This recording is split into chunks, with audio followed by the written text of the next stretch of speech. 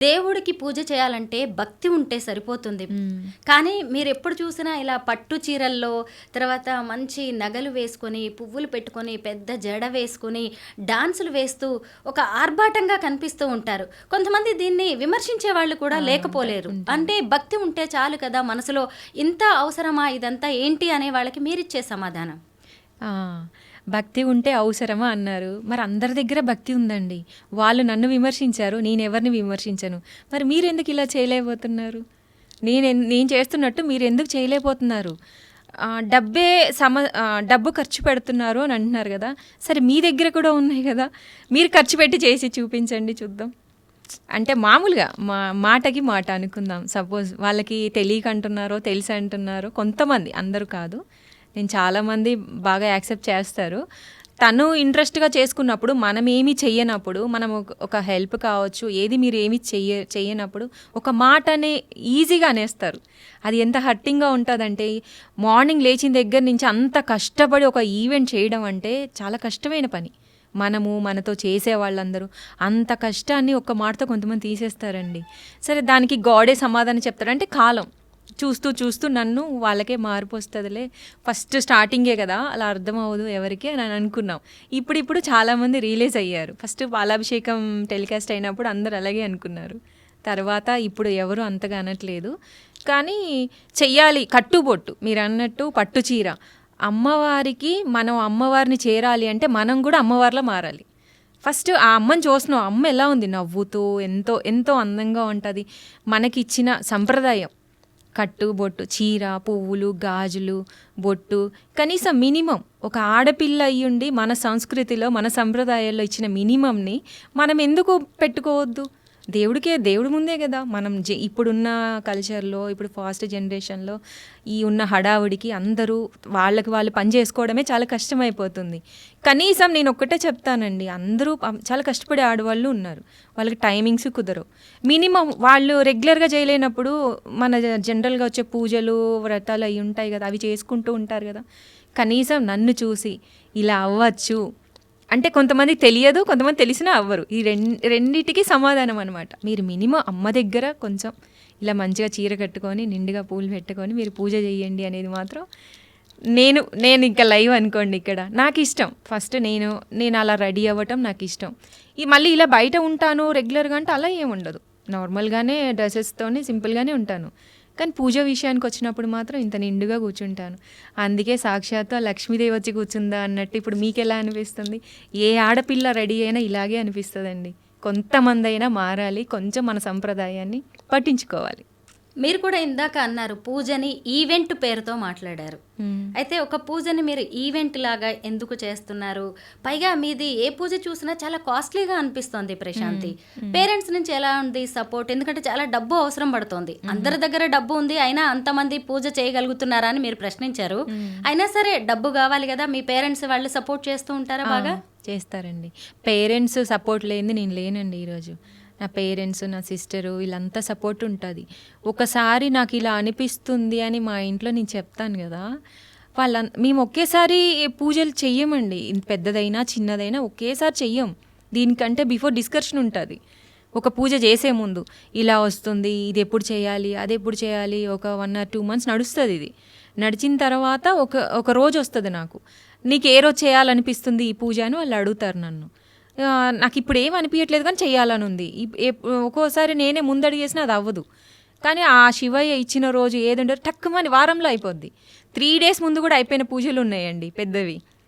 అంటే నేను అలంకరించే విధానం కావచ్చు, నేను పెట్టే ఎఫర్ట్ వల్ల కావచ్చు, ఖర్చు సగం అయితే అది డబుల్ కనిపిస్తుందండి. అంటే డబుల్ ఖర్చు పెట్టిన ఎఫర్ట్ కనిపిస్తుంది, జరిగేది అదే.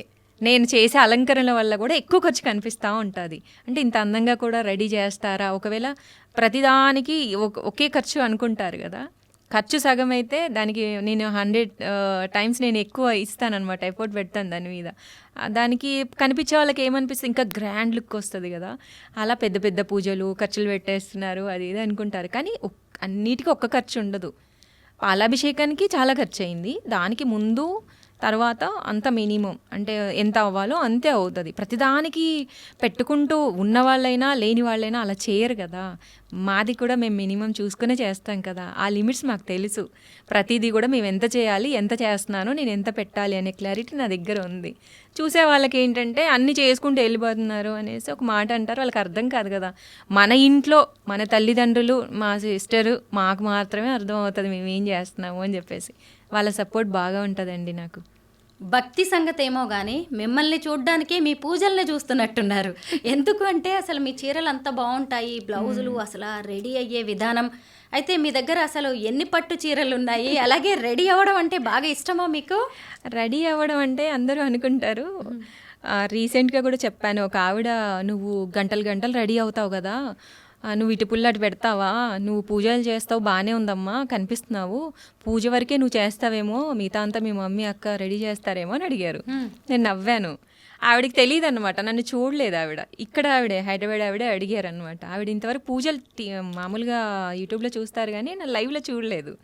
సో కొత్తగా పరిచయం అయింది. తెలియక మా పక్కన ఆవిడ కూడా మొత్తం మా అమ్మాయి చేస్తుంది, వాళ్ళు సపోర్ట్ చేస్తారు కానీ దేవుడి విషయంలో మాత్రం అందివ్వడం వరకే. కానీ అక్క కానీ అమ్మ కానీ, అమ్మ కూడా రాదు, అమ్మ ఇంట్లో పని చూసుకుంటుంది, అన్ని నైవేద్యాలు వండడం అవన్నీ పని అమ్మాయిని పెట్టుకొని. అక్క మాత్రం అందిస్తుంది కానీ అలంకరణ చేసేది మాత్రం నేనే, గంటలు గంటలు అయినా కూడా. నేను అప్పుడు అనుకున్నా, నన్ను చూస్తే ఇప్పుడు మీరు అన్నట్టు ప్రతి పట్టు చీర అండి, నేను ఏ పట్టు చీర కట్టినా, ఏ నగలు పెట్టినా ఎంత ఫాలోయింగ్ ఉందంటే, ఇప్పుడు అక్క మిమ్మల్ని చూసి నేర్చుకున్నాం, చెల్లి మిమ్మల్ని చూసి నేర్చుకున్నాం, పెద్దవాళ్ళైతే అమ్మ నువ్వు ఇంత బాగా ఉన్నావు, మా పిల్లలు ఇలా అయితే బాగుంటుంది అంటే మీకు నచ్చుతుంది కదా. నేను కొన్న పట్టు చీరల్ని కూడా అందరూ ఫాలో అవుతారు. నేను ఎలా బ్లౌజెస్ కుట్టించుకుంటున్నాను, తిని ఎలా రెడీ అవుతుంది, తిని ఎలా పూజలు చేస్తుంది, తిని ఎలా వీడియోలు తీస్తుంది, ప్రతిదీ కూడా మారిందండి చాలామందిలో. నేను జనాల్లోకి వెళ్ళలేదు అంటే తెలుసు, కానీ నేను లైవ్లో కలవని వాళ్ళు లక్షల్లో ఉన్నారు, నేను తెలిసిన వాళ్ళు.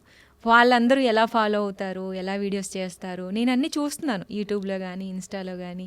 అంటే అంతకుముందు చూడలేదు, పాలాభిషేకం బిఫోరు అట్లాంటి వీడియోస్ చూడలేదు. ఎక్కడ ఇది కనుక్కున్నారు అంటే అది కూడా చెప్పగలను. అంతకుముందు మనం యూట్యూబ్ అంతా ఫాలోయింగ్ ఉంటుంది కదా, కానీ ఎప్పుడు చూడండి సేమ్ నన్ను నేను వాళ్ళ పూజల్లో చూసుకున్నట్టు అనిపిస్తుంది. నేను ఎవరో ఎక్కడుంటానో తెలియపోయినా ఫలానా ప్రశాంతి అమ్మాయి వీడియోస్ చూస్తున్నాం, తనని చూసి చాలా నేర్చుకోవచ్చు అని ఇలా ఫాలోయింగ్ అయితే బాగా ఉంది. నా కట్టు బొట్టుకి, నా పనికి, నాకు ఒక జనాదరణ అంటారు కదా, అది నేను పొందగలిగానండి. ఇందాక మీరు ఒక క్వశ్చన్ అడిగారు, మీరు ఇంత ఖర్చు పెడుతున్నారు, ఇంత అంటే ఆస్తులు అంతస్తులు అని మాట్లాడతారు కదా. అది అంటారు కదా, 100 కోట్లు ఉంటే ఒక లెక్క, 100 బిల్డింగ్లు ఉంటే ఒక లెక్క, లేదు కొంచెం జంతువులు అంటే మన ఇంట్లో పెంచుకునే సాధు జంతువులు కొన్ని వేలల్లో ఉన్నాయనేది ఒక లెక్క అయితే, నేను ఇప్పుడు కోటీశ్వరాలను అయ్యాను. ఎలా అయ్యాను? వీటన్నిటికీ మించి ఇంతమంది జనాన్ని నేను సంపాదించుకొని నేను ఇప్పుడు చాలా కోటీశ్వరాలను అయిపోయానండి. నేను అది హ్యాపీగా చెప్పుకుంటాను. ఎప్పుడు హ్యాపీగా ఇంట్లో కూడా రోజు ఒకసారైనా అంట, ఇది మనం సంపాదించుకుంది అంటే దాన్ని ఎలా చెప్పాలో నాకు తెలియట్లేదు. బట్ నేను ఆ ఆస్తి అంటే ఏముంది అంటే ఈ జనాదరణని నేను సంపాదించుకున్నాను, నేను ఇప్పుడు చాలా కోటీశ్వరాలని అని చెప్తాను నేను. మీ ఇంటి ఇలవేల్పు ఎవరు? అంటే మీ ఇంట్లో ఎల్లమ్మ తల్లి కానీ ఎవరైనా ఉంటారా? ఆవిడికి ఎలాంటి పూజలు చేస్తూ ఉంటారు? ఎల్లమ్మ తల్లి మా ఇంటి దేవత. ఆవిడ చెయ్యంది మేము ఏ పూజలు మొదలు పెట్టాం. ఆవిడ నాకు కొన్ని ఇయర్స్ బ్యాక్ మా ఇంట్లో తిరుగుతూ అలా ఆ అనుభవాలు, ఇలా దేవతలు అదే ఇంటి ఇలవేల్పులా వచ్చిన వాళ్ళందరికీ అనుభవం ఉంటుందిలేండి. అలా అయితే చూపించుకోవడము. ఫస్ట్ నమ్మలా, మేము ఇంట్లో పూజలు చేస్తాం కానీ నమ్మలేదు ఇలా ఉంటుందా అని. తర్వాత ఒక ఇన్సిడెంట్స్ వల్ల నమ్మాల్సి వచ్చింది. చాలా పెద్ద ఇన్సిడెంట్స్ జరిగాయి, నమ్మాము, పెట్టుకున్నాము. ఇక ఆ రోజు నుంచి ఇక అసలు ఇంకా ఇల్లు దేవాలయం కంటే ఎక్కువ అయిపోయిందండి. గుడి కట్టాము, మా ఇంట్లోనే డైలీ దీపారాధన చేస్తాము. మామూలుగా ఎల్లమ్మ తల్లి ఇంట్లో గుడి పెట్టుకుంటే ఇయర్లీ వన్స్ అలా చేస్తారు కదా, అలా కాదండి. దేవతే మన ఇంటికి వచ్చి గుడి కట్టించుకున్నప్పుడు నాకు అందరికీ చెప్పాలనిపిస్తుంది, ప్రతిరోజు చిన్న దీపం పెట్టుకోవాలి. ఎంత మన ఇంట్లో గుడి ఉన్నప్పుడు చేయాలి కదండి, మరి దేవత ఉన్నట్టే కదా. అలా మేము ప్రతిరోజు చేస్తాను. ఎల్లమ్మ తల్లికి మళ్ళీ ఎవ్రీ ఇయర్ ఏదో ఒక టైంలో మార్చ్లోనో ఫెబ్లోనో ఇంకా కళ్యాణం జరిపిస్తాం. చాలా గ్రాండ్గా చేస్తాం, అది కూడా ఎవ్రీ ఇయర్ కళ్యాణం జరిపిస్తాం మేము. ప్రశాంతి, మీరు చేసే పూజలే మీకు కల్లోకి వస్తాయా? లేదు అంటే దేవుడు మీ ఒంటి మీదకి రావడం, భవిష్యత్తు చెప్పడం లాంటివి ఏమైనా జరుగుతూ ఉంటాయా? భక్తులు వస్తుంటారా మీ ఇంటికి?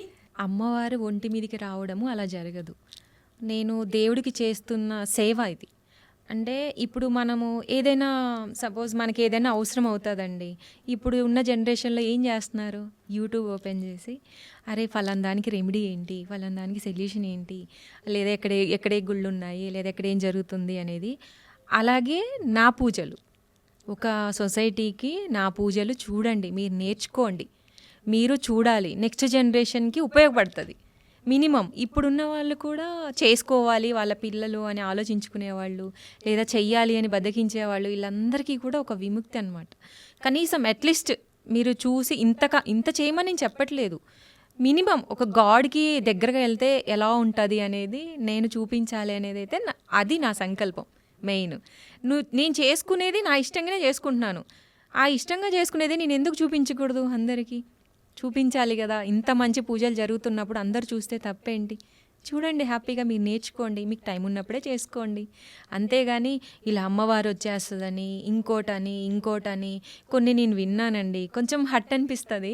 అంటే దేవుడు ఒక అమ్మాయి నోట్లో నుంచి కానీ ఎవరి నోట్లో దేవుడు అని రాగానే ఇంకా అది వేరే రూట్ వెళ్ళిపోద్ది. ఫస్ట్ థాట్స్ అందరికీ కొంచెం అర్థం చేసుకోవడానికి టైం పడుతుంది. నా విషయంలో చాలా రియలైజ్ అయ్యారులేండి, నేనేంటి అసలు ఈ అమ్మాయి ఏం చేస్తుంది అనేది అందరికీ ఇప్పుడు క్లారిటీ వచ్చింది.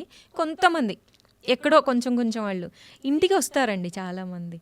ఇప్పటికీ కూడా నా అభిమానులు నా కోసం నన్ను చూడాలని ఈ రోజు వరకు కూడా అసలు ఎంతమంది అంటే చెప్పలేను ఆనందాన్ని. అందుకే నేను చాలా కోటీశ్వరాలి అని చెప్తున్నా ఈ విషయంలో మాత్రం. మీరు మీ చేతులతోటి పసుపు కుంకుమ ఇస్తే చాలా మంచి జరుగుతుందని ఎక్కడెక్కడ నుంచో ఫారిన్ నుంచి కూడా చాలా మంది వస్తున్నారంట. ఏంటి సంగతి? పసుపు కుంకుమలు ఇస్తే అంత మంచి జరుగుతుందా మీ చేతులతో? అవును, అంటే ఇప్పుడు దేవుడిది పూజలు కల్లోకి రావడం ఒక ఎత్తు అయితే నేను చేయడం ఒక ఎత్తు, అది మీకు చూపించడం ఒక ఎత్తు. దీనిని మించింది ఏంది అంటే నమ్మకం మనుషులకి. ఆ నమ్మకం ఎక్కడ వస్తుంది? ఒక పాజిటివ్ ఉన్న చోట వస్తుంది. ఆ పాజిటివ్ ఎవరి దగ్గర ఉంటుంది? ఈ మూడు కలగలిపిన చేసే వాళ్ళ దగ్గర ఉంటుంది.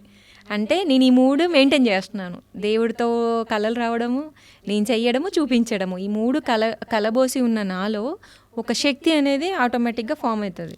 అది జనరల్గా జరుగుద్ది. అది